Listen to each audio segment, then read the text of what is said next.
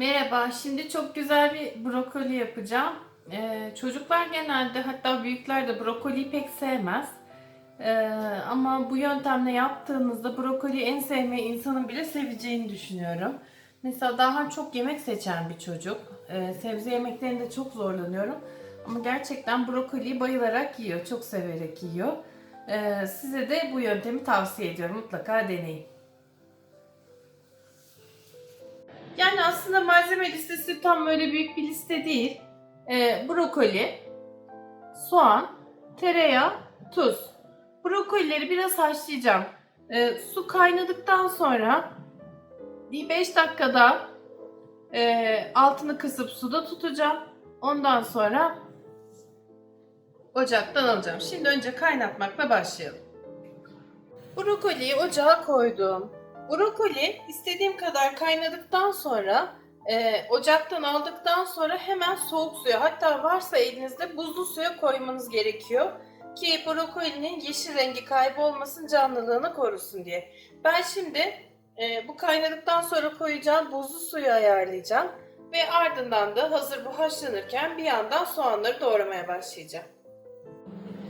Şimdi brokoli haşlandıktan sonra soğuk suya koymam gerekiyordu.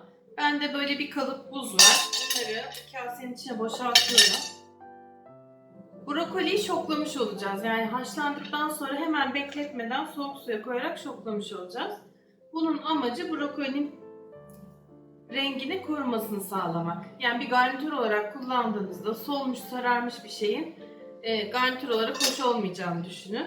İşte bu renkteki canlılığı sağlamış olacağız. Bir yandan da kullanacağım soğanı dilimlemeye başlıyorum. Bunu az olarak doğrayacağım. Yani küçük küpler halinde.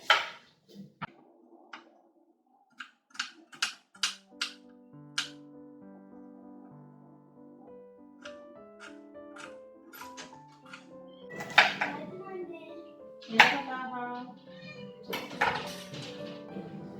Doyabildiğim kadar yedim anne. Aferin. Doydun mu? Hı hı. Bitirebildin mi? Hı hı. Dahancım geldi. Merhaba. Dahan, senin brokolini yapıyorum şu anda. Bir yorum yapmak ister misin brokoli? Brokoliler çok güzeldir ama Gel, direkt haşlanırsa Gel. o zaman kötü oluyor. Böyle annemin yaptığı türden olursa bir tadı oluyor ve çok güzel oluyor. Ve brokoli yaptığımızda hepsini Dahan yiyor tek başına. Evet. Ayrıca çocukları sevmemesinin yanı siz direkt haşladığınız içindir belki de. Bu taktikle çocuklarınız brokoliyi daha çok sevecektir eminiz. Evet, bir de böyle deneyin mutlaka.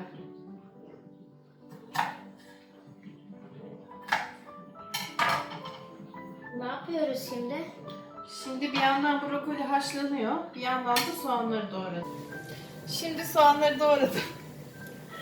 İçerisine tereyağını koyup bunu burada sotelemeye başlıyorum. Bir yandan da şöyle kamerayı çekersek brokolinin suyu kaynamaya başladı. 1-2 dakika burada tutacağım. Ondan sonra alıp soğuk suya atıp şoklayacağım. Şimdi buzlu suyumu hazırladım. Bir kenarda duruyor. Ben gidiyorum. Hoşça kal Dara. Brokoliyi önce süzgece döküyorum.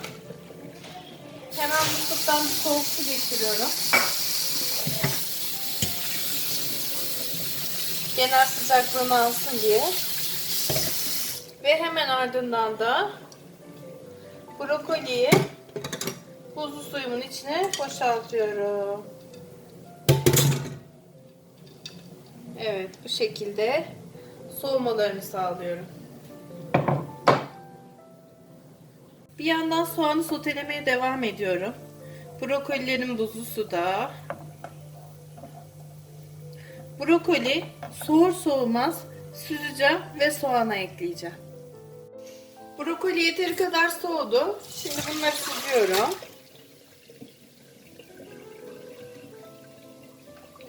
İyice suyu süzüldükten sonra sotelenmekte olan soğanların üzerine ekleyeceğim ve bunları da soteleyeceğim.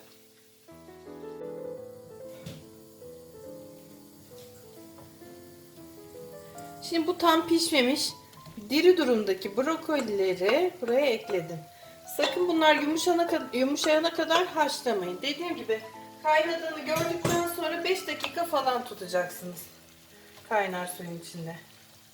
Bakın mesela bölmeye çalışayım. Sert. Şimdi bunu burada soteleyerek pişmesini sağlayacağım.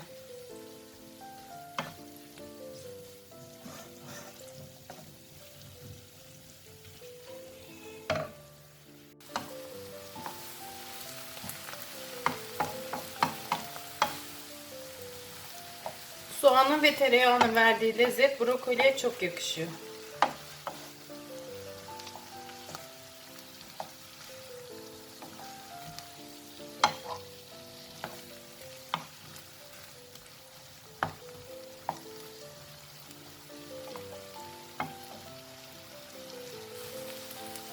Bu aşamadayken tuzunu ekliyorum.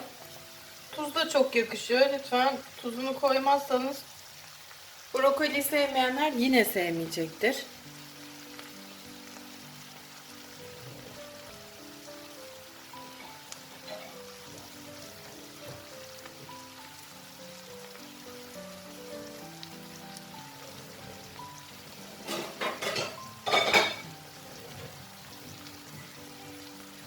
Şimdi kapağını kapatıyorum ve kısık ateşte sotelenmeye devam ediyorum. Yaklaşık 5-6 dakika soteleyeceğim.